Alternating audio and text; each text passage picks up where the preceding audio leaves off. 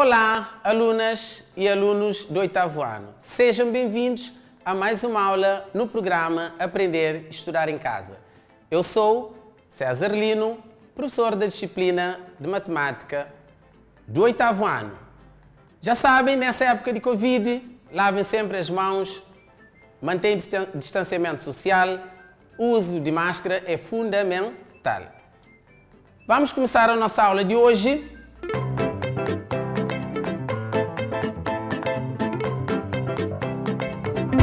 Vamos ver o sumário.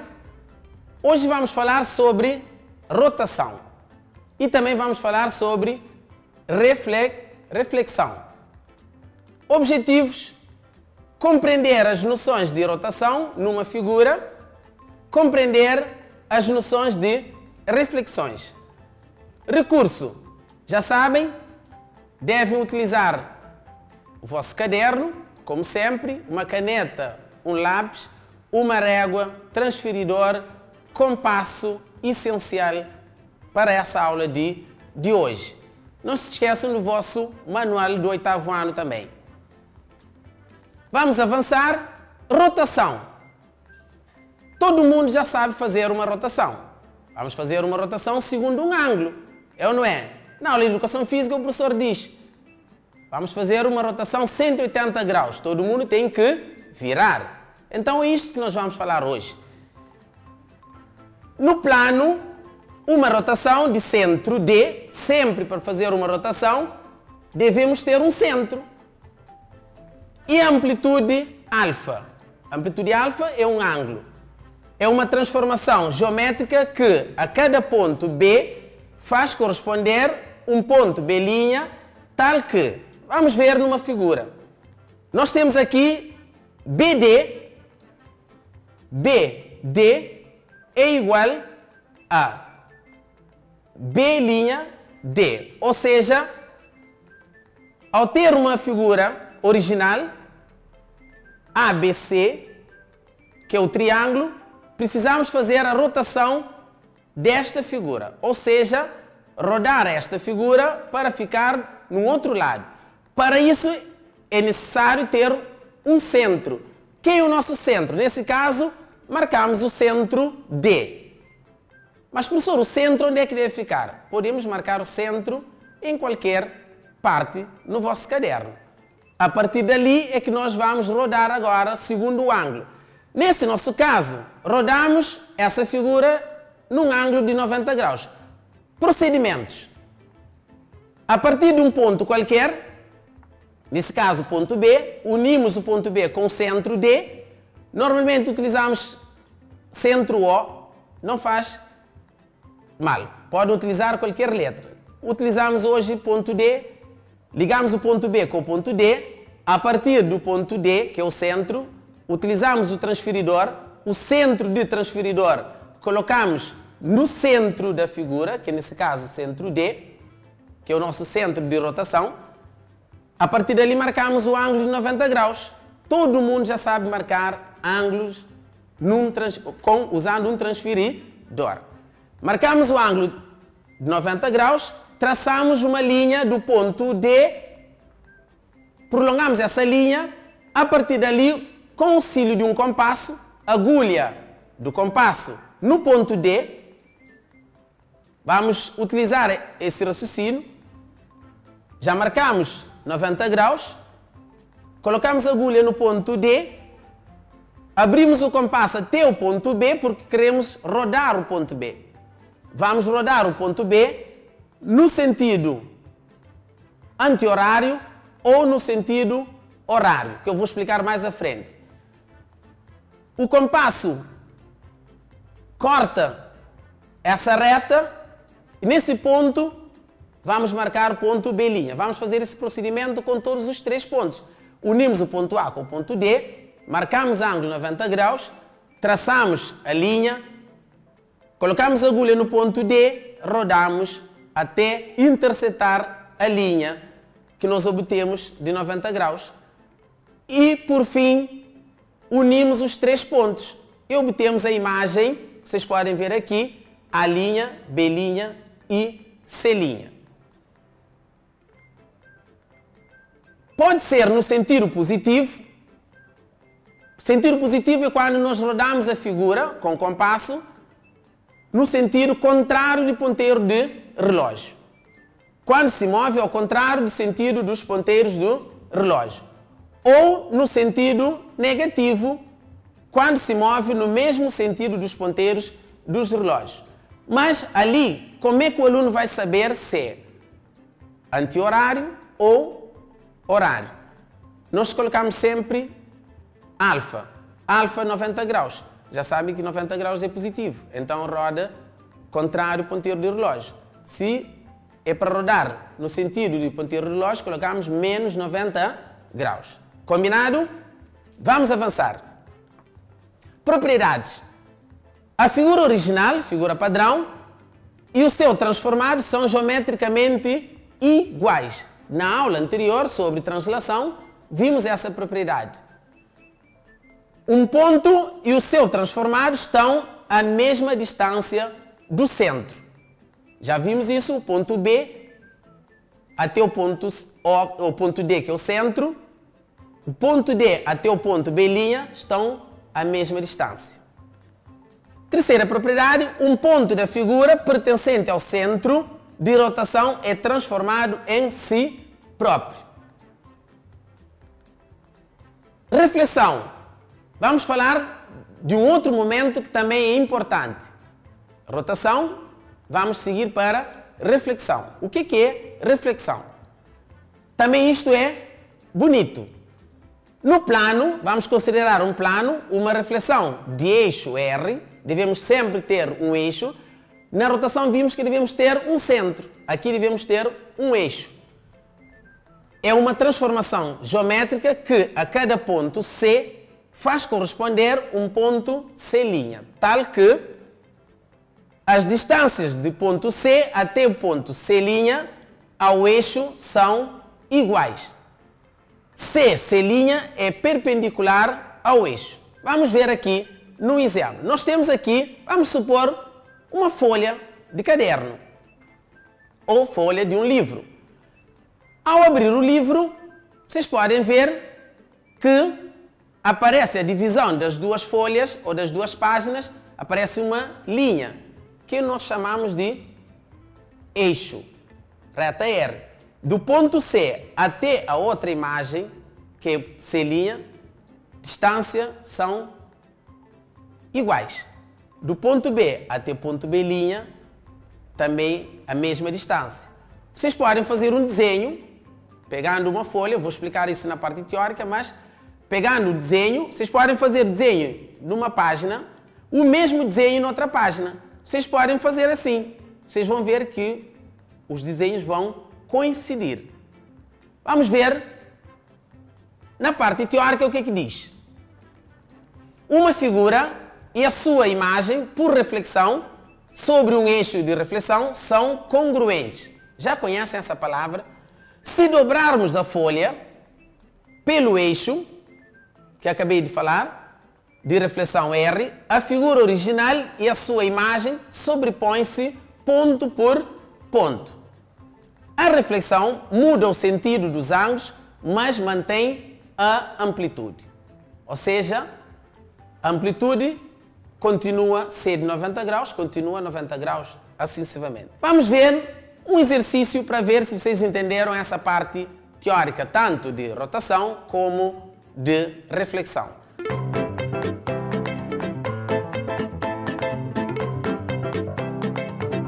Vamos para o primeiro exercício, onde diz: o triângulo equilátero ABC, nós temos aqui o triângulo maior ABC, está dividido em 9 triângulos equiláteros congruentes. Ou seja, todos os triângulos menores são iguais.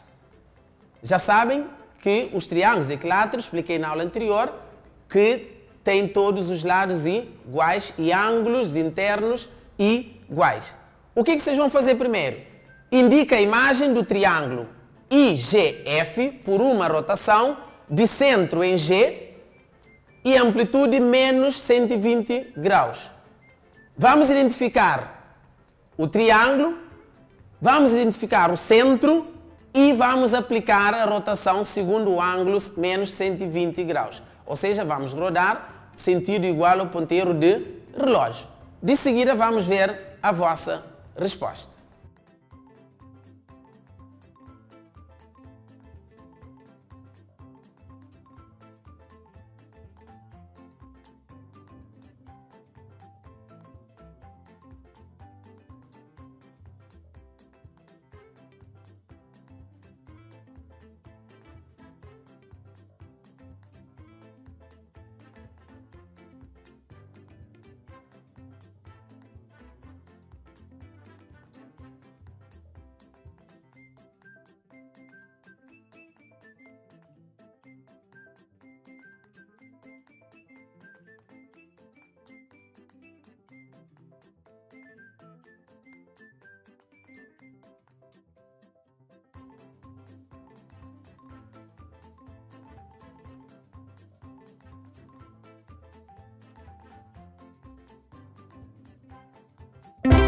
Vamos conferir a vossa resposta?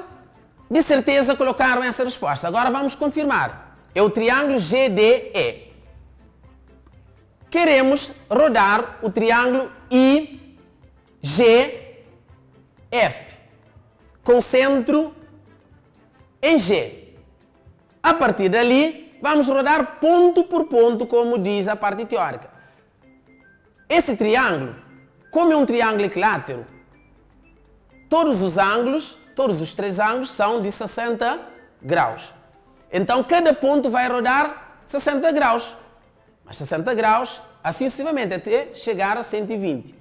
Nesse caso, é 120, só que o sentido negativo. Então, vamos ter que rodar de esquerda para direita. Sentido igual ao ponteiro de relógio. Então, o ponto F vai rodar 60 graus, para no ponto D.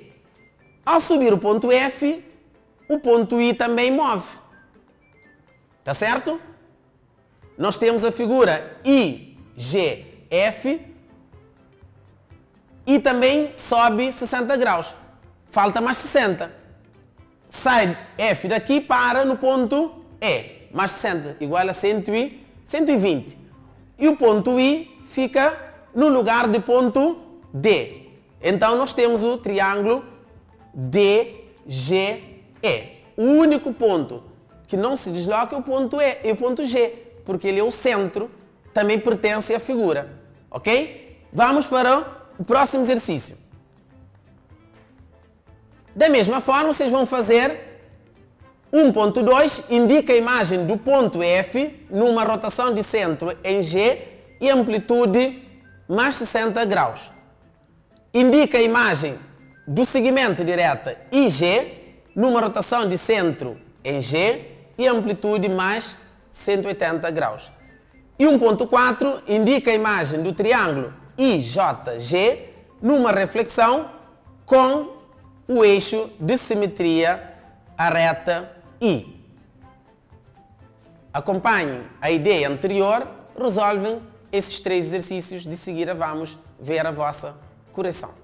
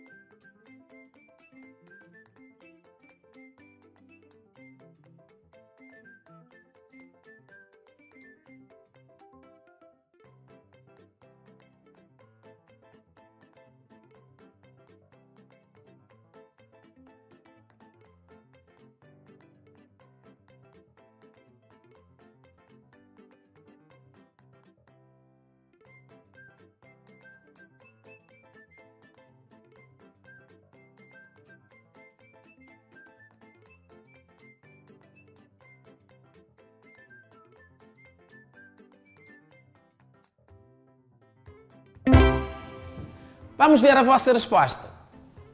Vamos identificar o ponto F. Precisamos do ponto F numa rotação de centro G. Ou seja, é como rodar um segmento FG numa amplitude de 60 graus. Então vamos obter a resposta. vamos rodar esse segmento, vai no sentido aqui menos 60 e aqui mais 60. Então precisamos de mais 60, então para baixo. Ponto F fica em cima do ponto I. A resposta é ponto I. Rotação de segmento IG, de centro também em G, numa amplitude positiva. Nós temos aqui IG, vamos 180. 180 é uma linha simétrica da primeira linha. Ou seja, se aqui consideramos IG figura inicial, é só fazer o contrário. 180, rodar numa linha 60, 120, mais 60, 180. Podem utilizar também essa ideia. Então, obtemos o comprimento GE. Espero que estão a entender a técnica. Indica a imagem do triângulo IJG. Onde é que está IJG? Pela reflexão, usando o eixo de simetria IJ. Onde é que está IJ? Nós temos aqui IJ. Então significa que IJ é o eixo de simetria. Essa figura é só o quê? Só dobrar. Nós vimos essa técnica de dobrar a folha. Então, ao dobrar essa figura, o ponto G fica em cima do ponto B. Então vamos ter a figura IJB. É só dobrar a partir de linha IJ, usando a ideia de reflexão. Espero que tenham entendido os exercícios que nós fizemos hoje. Eu vou dar mais alguns exercícios para vocês praticarem em casa, por isso, copiem os exercícios de TPC.